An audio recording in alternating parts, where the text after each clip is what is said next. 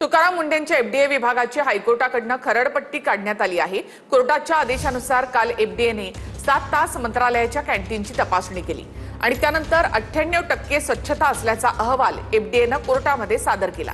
मात्र हायकोर्टाच्या वकिलांनी आज अर्ध्या तासाच्या तपासणीमध्ये काही त्रुटी शोधल्या। यावरूनच हायकोर्टाने एफडीएच्या कामावर प्रश्नचिन्ह उपस्थित केलं।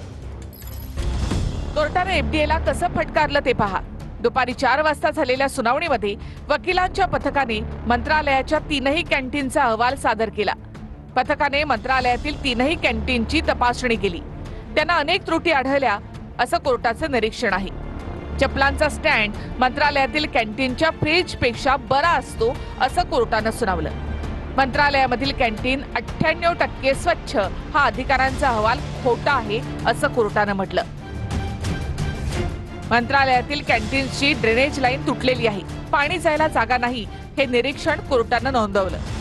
कायदा नियम सगळ्यांना समान हवा, त्यामध्ये व्हीआयपी कल्चर नको असं देखील कोर्टानं सुनावलं। तुम्ही थेट लायसन रद्द करता, आम्ही तरी आधी संधी देतो असं कोर्टानं म्हटलं।